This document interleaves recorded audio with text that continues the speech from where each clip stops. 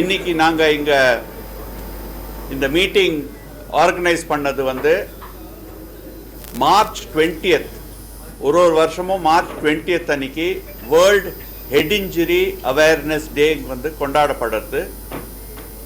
இந்த world head injury awareness day ஏன் கொண்டாடப்படுறதுன்னா, தலையில் காயம் ஹெட் இன்ஜுரிங்கிறது ரொம்ப சீரியஸான விஷயம். இது வந்து உலகத்திலேயே அண்ட் இந்தியாலையும் ஒரு டிசபிலிட்டி அண்ட் டெத் ஒரு வெரி இம்பார்ட்டன்ட் காஸ் இது. ஸோ இதை வந்து ஹைலைட் பண்ணி ஒரு ஸ்பாட்லைட் அது மேலே கொண்டு வரத்துக்கு தான் இந்த அவேர்னஸ் டே கொண்டாடப்படுறது. அண்ட் இதை ஒட்டி தான் இந்த மீட்டிங் நாங்கள் வந்து இப்போ இன்னைக்கு பண்ணுறோம். இந்த எவ்வளோ இது இம்பார்ட்டன்ட்ங்கிறது உலக அட்லீஸ்ட் 1 மில்லியன் 10 கோடி பேர் தவறி போகிறாங்க.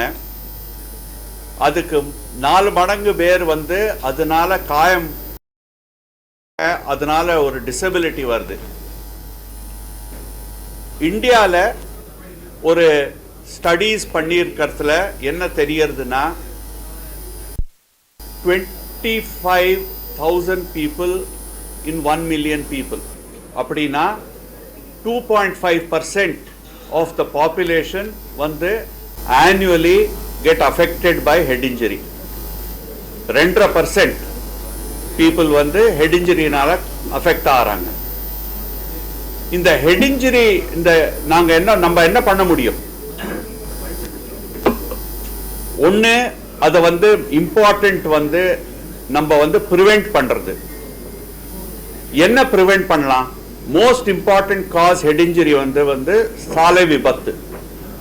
ஸோ சாலை விபத்தை வந்து நம்ம ப்ரிவெண்ட் ஒரு ரெடியூஸ் பண்ணாலே நம்ம ஹெட் இன்ஜுரியை ரெடியூஸ் பண்ணிட்டோம். ஸோ அதுதான் முக்கியமான காரணம். சாலை விபத்து காரணங்கள் உங்களுக்கு எல்லாமே தெரியும், அது திருப்பி சொல்றது அவசியம் இல்லை. பட் சாலை விபத்து நடந்தாலும் ஹெட் இன்ஜுரியை எப்படி கம்மி பண்ணுறதுன்னா, ஹெல்மெட் போட்டுக்கணும், காரில் சீட் பெல்ட் போட்டுக்கணும். இப்போ ஹெல்மெட் போடுறது வெறும் யார் வண்டி ஓட்டுறாங்களோ அவங்க போட்டால் பத்தாது, பின்னாடி யார் உட்காந்து இருக்காங்களோ அவங்களும் போட்டுக்கணும். சீட் பெல்ட் வந்து ஃப்ரண்ட் சீட்டில் டிரைவரும் பேசஞ்சரும் போட்டுண்டா பத்தாது, பின் சீட்டில் உட்காரவங்களும் போட்டுக்கணும். முக்கியமானது ஏன்னா, பின் சீட்டில் உட்கார்றவங்க சீட் பெல்ட் போட்டுக்கலன்னா ஏர் பேக் திறக்காது, சரியா? ஸோ ஏர் பேக்கோட ப்ரொடெக்ஷன் வேணும்னா நீங்க சீட் பெல்ட் போட்டாதான் முடியும். இல்லட்டா நேர செஸ்ட்ல, தைஸ்ல, தலையில எல்லாமே அடிபடும். அண்ட் ஜென்ரலா பின் சீட்ல உட்கார்றவங்க தான் ஏதாவது ஒரு திடீர்னு ஒரு ஆக்சிடென்ட், சடன் ஸ்டாப் அந்த மாதிரி நடந்ததுன்னா நேர through the forward wind glass தான் போவாங்க. ஸோ நேர தலையில தான் அடிபடும். ஸோ இதெல்லாம் நம்ம ஸ்டெப்ஸ் எடுக்கணும். ரெண்டாவது காரணம் வந்து எல்டர்லி ஃபால்ஸ். சீனியர் சிட்டிசன்ஸ் வந்து விழறது, வீட்டில் விழறது, படியில் விழறது. ஸோ இதை வந்து நம்ம ப்ரிவெண்ட் பண்ணணும். குழந்தைங்க விழறது, குழந்தைங்க பால்கனிலேருந்து விழறது. நாங்கள் நிறைய பேஷண்ட் பார்த்துருக்கோம். குழந்தைங்க வந்து ஏறுவாங்க, பால்கனியில் ஏறி அப்படியே விழுந்துடுவாங்க. அண்ட் சிவியர் ஹெட் இன்ஜுரினால வருவாங்க. ஒர்க்கர்ஸ் வருது, விழறது. ஸோ இது எல்லாமே ஃபால்ஸ்னால வர ஹெட் இன்ஜுரி. பட் முக்கியமானது ரோட் டிராஃபிக் ஆக்சிடென்ட். இந்த ரோட் டிராஃபிக் ஆக்சிடென்ட் வந்து ப்ரிவெண்ட் பண்றது தான் ரொம்ப முக்கியம். அப்போதான் மெஜாரிட்டி ஹெட் இன்ஜுரிஸ், ட்ராமா கம்மியாகிறதுக்கு வாய்ப்பு உண்டு. பட் ஒரு விபத்து நடந்து போச்சுன்னா அதுக்கு உடனடியாக மெடிக்கல் அட்டென்ஷன் ரொம்ப ரொம்ப முக்கியம். Early action is the best action. ஏன்னா நம்ம மூளையில ஏதாவது ஒரு அடிபட்டதுன்னா அதுக்கு செகண்டரி ரியாக்ஷன்ஸ் நடக்கிறது மூளையில. அந்த செகண்டரி ரியாக்ஷன்ஸ்னால ரெண்டாவது அடியும் படும் மூளையிலேருந்தே. ஏன்னா கெமிக்கல்ஸ் ப்ரொடியூஸ் ஆகும், ரெண்டாவது ரியாக்ஷன் அடிப்படும். அண்ட் அதனால தான் பயங்கரமான பிரச்சனைகள் நடக்கும். அதனால தான் பேஷண்டோட லைஃப் டேஞ்சர் வரும். அதுக்கு ப்ரிவென்ட் பண்றதுக்கு அண்ட் கண்டிஷனை இம்ப்ரூவ் பண்றதுக்கு தான் சீக்கிரமா இந்த மாதிரி சிவியர் ஹெட் இன்ஜுரிஸை வந்து லெவல் 1 ட்ராமா சென்டர்.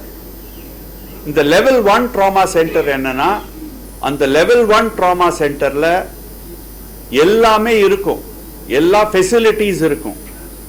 ஆபரேஷன் பண்ற ஃபெசிலிட்டி, சிடி ஸ்கேன் எடுக்கிற ஃபெசிலிட்டி, எந்த ஃபெசிலிட்டி இருந்தாலும் இருக்கும். அதே மாதிரி டாக்டர்ஸும் 24/7 இருப்பாங்க. அண்ட் இந்த டாக்டர்ஸ் வந்து வெறும் நியூரோ டாக்டர்ஸ் மாத்திரம் கிடையாது. டாக்டர் பொன்னையா மாதிரி கிரிட்டிக்கல் கேர் எக்ஸ்பர்ட்ஸ், அதே மாதிரி எமர்ஜென்சி ரூம் எக்ஸ்பர்ட்ஸ், அதே மாதிரி சிடி ஸ்கேனை படிக்கிறது ரேடியாலஜி எக்ஸ்பர்ட்ஸ், அதே மாதிரி இன்னொரு ரொம்ப இம்பார்ட்டன்ட் லெவல் 1 ட்ராமா சென்டர்ல என்னன்னா, ஆன் ஸ்பாட் அந்த ஆம்புலன்ஸ்ல போற பாராமெடிக்கல் ஸ்டாஃப் வந்து என்ன ட்ரைனிங் கொடுத்துருக்குன்னா, ஆன் ஸ்பாட் ஆக்சிடென்ட் விபத்து நடக்கிற இடத்துலயே எப்படி பேஷண்ட்டை ஃபர்ஸ்ட் எய்ட் கொடுத்து ஆக்சிஜன் கொடுத்து ஒரு மாதிரி ஸ்டெபிலைஸ் பண்ணிட்டு தான் அவங்க வந்து ஷிஃப்ட் பண்ணுவாங்க. அண்ட் ஷிஃப்ட் பண்ற போதே அவங்க இன்ஃபர்மேஷன் கொடுத்துருவாங்க ஹாஸ்பிட்டலுக்கு. ஸோ இது எல்லாமே இவங்க எல்லாமே சேர்ந்து வேலை செய்யறது தான் லெவல் 1 ட்ராமா சென்டர். இது நைட்டா இருக்கட்டும் டேயா இருக்கட்டும் பரவாயில்ல.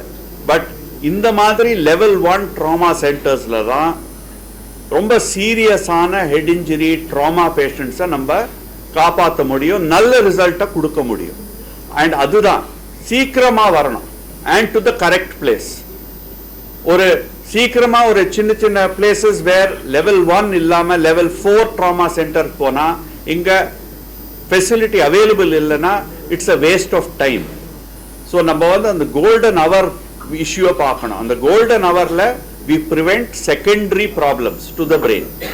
So இது fast, early, aggressive treatment at level 1 trauma centers. இப்போ Kaveri ஹாஸ்பிட்டல்ஸ்ல across Chennai we are able to do it. அதுதான் நம்ம லான்ச் பண்ணியிருக்கோம். We have been doing it for some time. But இதை ஃபோக்கஸ் பண்ணி லான்ச் பண்றது ஏன்னா நம்ம world head injury awareness day வருது. இந்த அவேர்னஸ் வந்து மக்களுக்கு போகணும். ஒன்னு ப்ரிவென்ஷன், இன்னொன்னு ஏர்லி. சரியா? சோ இது ரெண்டுமே மக்களுக்கு போகணும். Thank you very much. எஸ், 3 ஹாஸ்பிட்டலையும் இருக்கு. அண்ட் 3 ஹாஸ்பிட்டல் சிட்டியில ஸ்ப்ரெட் அவுட் இருக்கு. இது வேற வேற ஏரியாவில் இருக்கிறதுனால we are able to cover almost entire Chennai.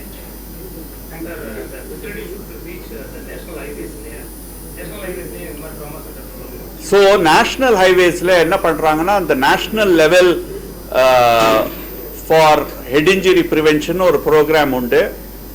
அதுல as a society, because I am president of the Neurological Society of India, நாங்க அதை பேசிட்டு இருக்கோம். அவங்க என்ன பண்றாங்கன்னா, நேஷனல் லெவல்ல national highways every 25-30 kilometres or every 100 kilometres ஒரு ட்ராமா சென்டர் இருக்கும். ட்ராமா சென்டர் அது வந்து லெவல் 1 இருக்காது, but it will be basic trauma centres. எங்க பேஷண்ட்டை ஸ்டெபிலைஸ் பண்ண முடியும். பட் அதுக்கப்புறம் டிசைட் ஆகும், suppose it's a serious injury, அது வந்து லெவல் 1க்கு ஷிஃப்ட் பண்ணிடுவாங்க. ஆமா. Thank you thank you. ஸோ நான் அதை பற்றி நான் ஒன்று பேச விரும்புகிறேன். இப்போ நாங்கள் இது வந்து நாங்கள் பல வருஷமாக பண்ணிட்டு இருக்கோம், டாக்டர் பன்னையும் நானும். இது வந்து காவேரி ஹாஸ்பிட்டலையும் இம்ப்ளிமெண்ட் பண்ண போகிறோம். என்னன்னா, பேஷண்ட் வந்த உடனே முக்கியமானது பேஷண்ட்டை காப்பாற்றுறது. பேஷண்டோட ஃபினான்ஷியல் சோஷியல் ஸ்டேட்டஸ்லாம் நெக்ஸ்ட் முதல்ல. And that is also a legal requirement by all hospitals, but we are implementing it across, saying that first 12 hours we will treat the patient and stabilize and save the life of the patient. அதுக்கப்புறம் patient can decide எங்க treatment பண்ணணும். அவங்க relatives வருவாங்க, நாங்க வேற இடத்துக்கு போறோம், அதெல்லாம் வேற. பட் பேஷண்ட் வந்த உடனே அவங்க யார் இருந்தாலும் சரி, வெதர் நோன் அன்னோன், நிறைய வாட்டி அன்னோன் பேஷண்ட்ஸ் வருவாங்க. பிகாஸ் ஆக்சிடென்ட் நடந்த சைட்ல இருந்து இமீடியட்டா ஷிஃப்ட் ஆயிடும். We have to save the life of the patient. அதுதான் first. we are doctors, we have to save the life. Side by side, the hospital will take care of finding out who the patient is and taking care of other matters. But as doctors, like Dr. Jyoti said, we are first there to save the life of the patient, and that will go on irrespective of finance. Actually, இப்போ சர்ஜரியில AI role இல்ல. Currently நியூரோல AI ஓட role வந்து only in radiology, that is in CT scan, MRI and all that. But in trauma, generally இப்போதைக்கு AI ல role கிடையாது. But in future, definitely there's going to be some role. The actual success rate with new technologies and the success rate will improve. Definitely. Most important success rate enna, why we are successful is because of the intensive care. We are operating, but on the secondary damage naanga solrom illaya, on the secondary damage on the intensive care la paakuradhu. Pone, you want to say something about it? So vanakkam ellarkum.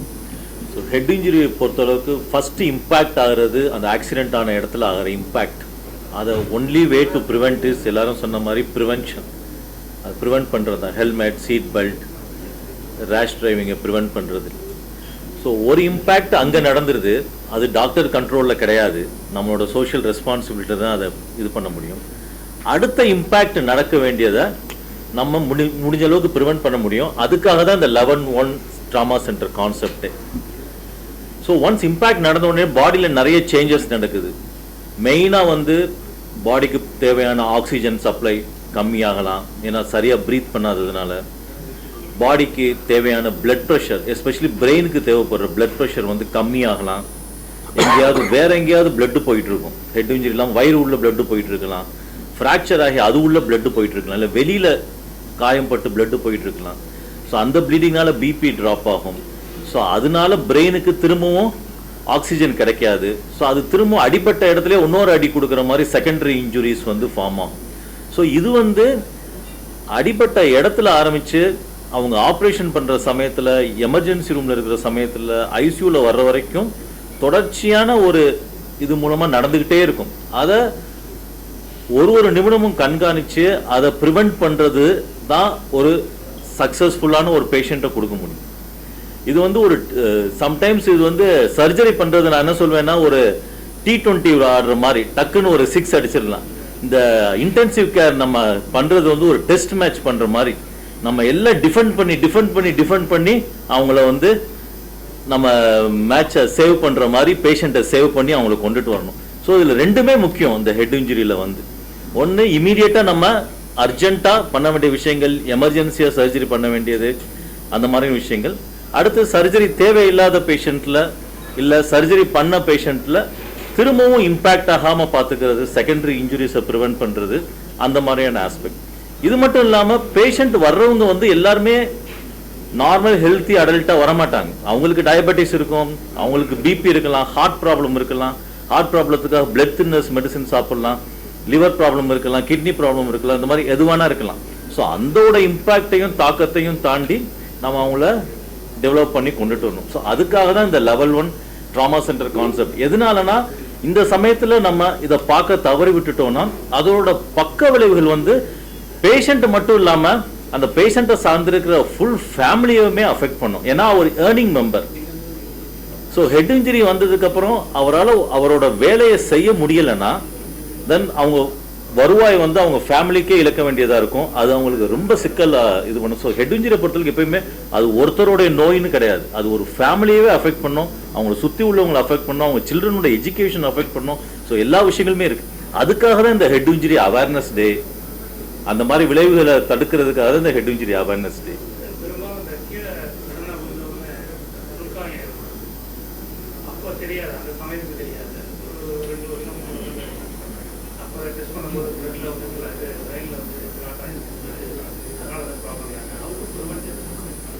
அது வந்து நம்ம வந்து சில பேர் வந்து are prone to it. Doctor Ponnaiya சொன்ன மாதிரி suppose blood thinner சாப்பிடுவாங்க, கொஞ்சம் சீனியர் சிட்டிசன்ஸ், அந்த மாதிரி பேஷண்ட்ஸுக்கு வந்து ஒரு we have to keep them under regular checkup. அந்த மாதிரி வச்சா அப்போ ஏர்லியா நம்ம பிக்கப் பண்ணணும். தேங்க்யூ.